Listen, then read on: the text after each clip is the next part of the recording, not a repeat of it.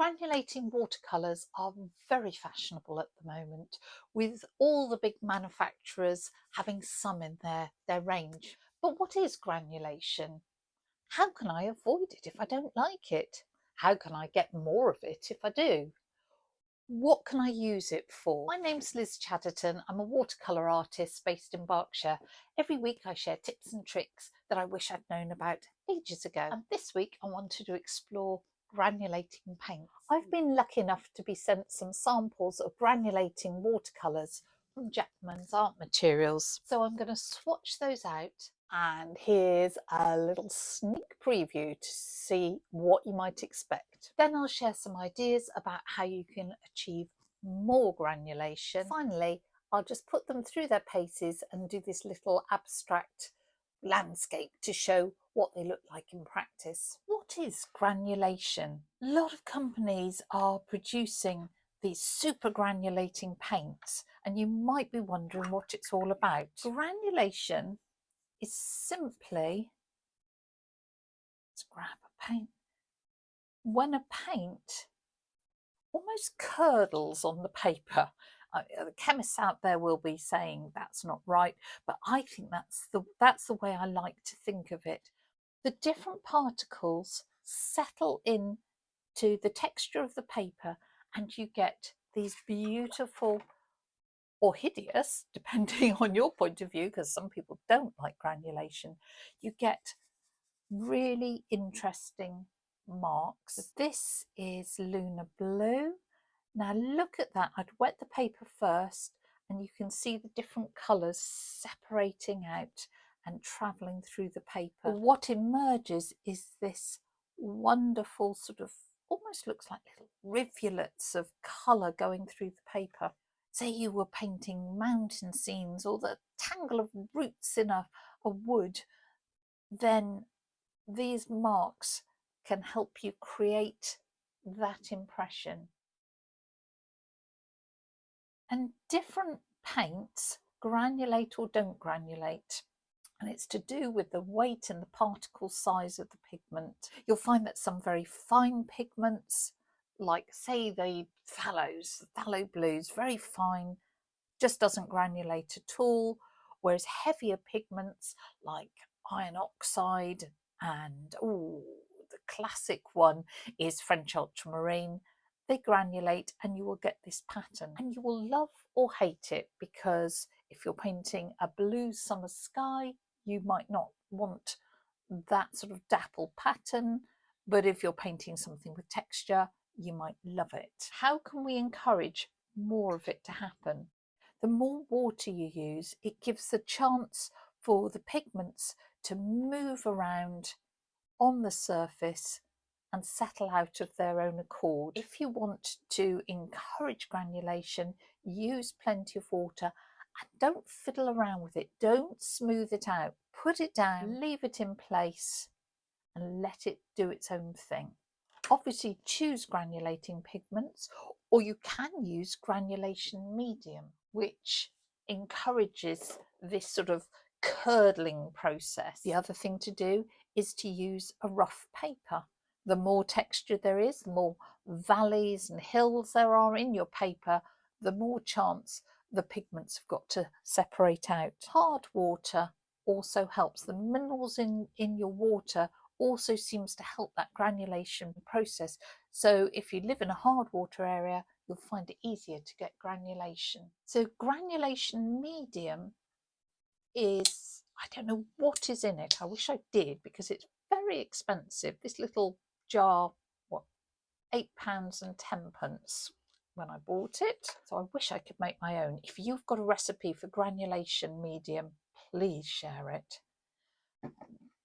But you can add it to non-granulating colours or granulating colours to get a more extreme reaction. So I'm just wiggling some through, and let's see what that's going to do for us. The other thing to do is to let things dry naturally. I mean, sure, if you've got a big puddle like this, just you can take that away, but don't use a hairdryer on it, because the hairdryer will start to shift all your pigment particles around and flatten it out. To maximise granulation, rough paper, lots of water, no hairdryer, use granulating pigments or granulation medium, and have the fortune or misfortune to live in a hard water area. Let's put that to one side, let it dry naturally, and we'll come back to it. Now I've got a bit of hot press paper. I just wanted to show you the difference. Put some water down on this very flat surface, and we can add these granulating colours and see how they behave. And I hope you can see immediately that they behave in a different way. So I've got something in there. Let's take that out. The colour is spreading and moving through the water, and we are getting some evidence of a little bit of granulation here, but it's not as dramatic as it would be on the rough paper.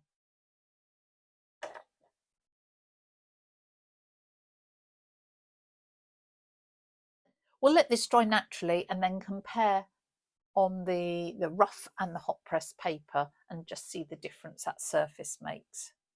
And so this is the hot press paper, and we've got some beautiful granulation here and more speckledy here, and you can see that has granulated.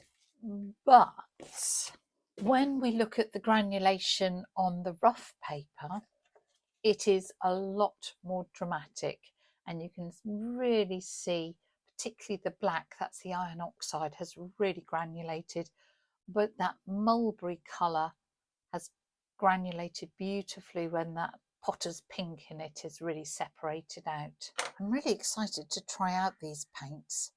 So what I've done is I've just got a piece of cold pressed watercolour paper, and I've marked out rectangles so that we can test them. The reason I've got this black line is so that we can judge how opaque or transparent they are. The tubes themselves have got all the information that you want on them. So they've got both the name of the pigment and the pigment number. So for example, this is mulberry, says it is made of, oh, this is going to test me, anthraquinoid red, ultramarine blue and phthalocyanine green, PR177, PB29 and PG7. In terms of light fastness, they all get a AAA rating and they are all rated as semi-transparent. Best thing I can do is put some, what I would call full fat. Then we simply, I may have been overly generous with that,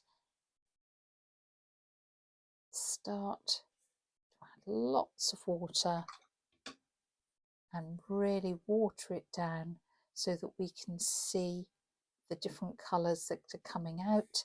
And of course we need to see that granulation. That is so dark that I've obliterated the black line. So judging the opacity is going to be tricky. I will take their word for it. Oh, I've got a little bit of an explosion there, slightly overfilled. I was going to learn from experience by not putting too much down, because judging by that, these are really richly pigmented. This is sage green, and this has got 4 pigments in there: red oxide, potter's pink, ultramarine blue and azo yellow. So again, just put that down and then add lots of water so that we can hopefully see the granulation coming through. You can see the granulation starting to show very, very clearly on this, even more. Oh, that is coming out beautifully. Let's look at deep sea green. So it's got iron oxide, black iron oxide, cobalt blue, and again phthalo green. And it's just useful to test from that mass tone, that full fat colour as it comes out of the tube, and then how it just dilutes down to a bare tint. So you can see what sort of colours will come out of that, and that is a beautiful, well, I wouldn't necessarily call it a sea green, it's very bluey, but isn't that beautiful? And again, you can immediately see the granulation coming through, and that'll be particularly because of the iron oxide. That really is it's very strong granulating colour. And we've got Nebula.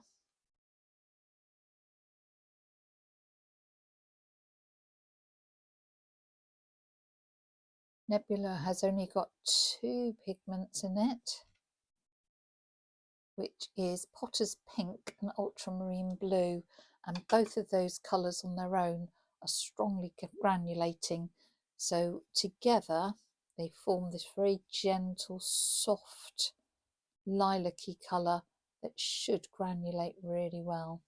Our final one is Lunar Blue, again just 2, and that's a mix of iron oxide and phthalo blue. Very dark, and I would expect to see the blue coming out as we add the water. Oh, look, there it goes. Gee, look, can you see that's really quite a strong bit of blue there coming through? So I need to leave these undisturbed, but at the moment it's a sage green that's really catching my eye, because that's got that lovely blue. I can see the blue, the yellow, the green really granulating out. But look at the granulation in there, and again it's that PBK 11 we've got here and here that's such a strongly granulating pigment. What you don't want to do when you're trying to increase granulation is to use a hairdryer or anything. You just want to let those pigments sort of settle out and do their own thing. So let's look at our swatches. They're dry, they dried overnight. Particularly the Lunar Blue has got some very, very dramatic granulation. We saw that when it was wet, and it's just continued as it's dried. I really love this sage green because the green undertone and then the granulation in the blue from the PB29 is beautiful. I haven't got a huge amount of granulation going on here with the mulberry. There is granulation and there's some very beautiful effects. It's a lovely colour, but not the sort of classic granulation that you see there. Here, this sea green, I love the green undertone, and then the PBK 11 particularly, you're getting that lovely speckled effect. Then this Nebula is also very pretty with some of the blue coming out and the pink there. What I really want to do now is put them to test in a very quick sort of landscape, because these seem like beautiful moody colours for a landscape. I really want to test out the granulating colours on a very textured background just for some fun. So I'm using modelling paste. This is watercolour paper. I'm going to apply the modelling paste with a palette knife, let it dry, and then paint over it. So we're going to have super textured paper. You can see I have just masked off the edges so that we get a nice clean border. Now, not all modelling pastes are equal. If you're interested in trying modelling paste with your watercolour, then I've done a whole review. I put 8 different modelling pastes through their paces. There are, of course, hundreds in the world. I'm using this Galleria from Winsor & Newton, but say there's all sorts, but some are absorbent, some will repel watercolour. Totally depends on the effect you're after. So test, test, test is my a recommendation to you. You do need to let it dry, and you do need to clean your utensils, because once it is dry, there is no washing off. The time it takes to dry will be a couple of hours, all depends how much you put on, how warm it is where you are. The modelling paste has dried overnight and you can see that it has buckled the paper. So probably what I should have done is dampen the back of the paper before applying it. Let's not worry because this is just an experiment. I've got my 5 lovely granulating colours here and I'm thinking a moody moorland sort of landscape. I'll do the sort of horizon here quite high and we'll just have a play. Let's see how it goes on.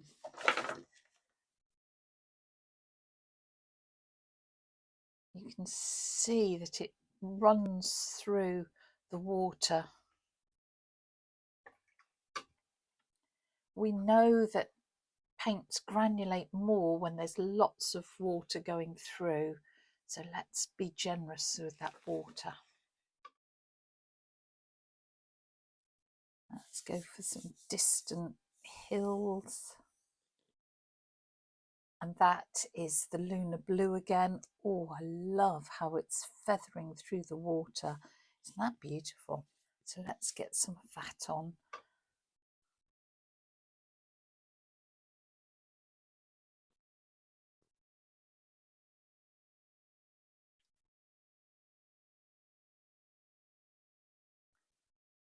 No, if this was a moorland, perhaps I could use some of that lovely nebula and it would be like heather at the front, maybe. Slightly more concentrated in places. Really get that diagonal going a bit more. Just going to grab a bit of Quin Gold from an old palette because I think, oh, I didn't mean that to happen. Just to not make it too moody. And I didn't mean for that to happen. Just dropping in some clean water. If we get some interesting texture.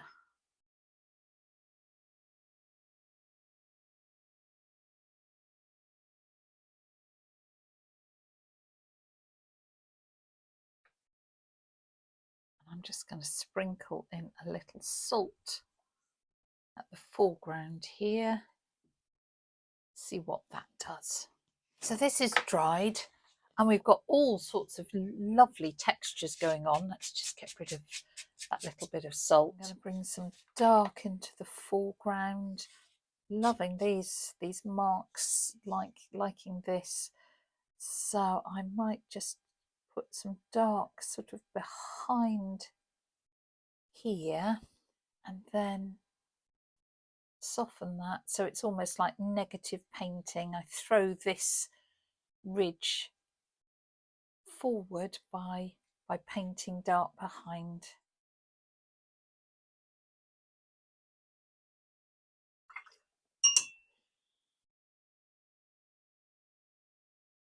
Just soften that off.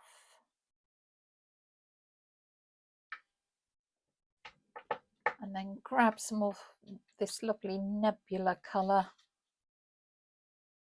and just add a little more in the foreground maybe. And emphasise some of the texture.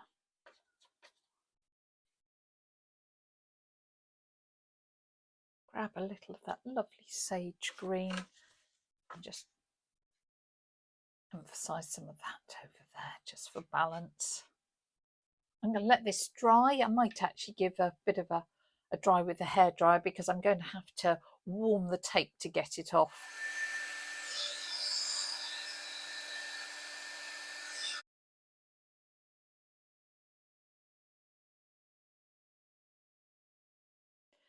And there's our little experimental abstract landscape using that beautiful set of the Jackmans granulating watercolours. We've got some gorgeous granulation going on here. I think that's the lunar blue mixing with the sea green. And the surprise one for me was this nebula, which I really, really like. I love how it settled into the texture that we created with the modelling paste, and it pretty much sort of paints itself. So if you have been wondering what the fuss is all about granulating colours, I hope that shed some light for you. And if this is an effect that you want to explore, grab yourself some granulating colours and see where it takes you.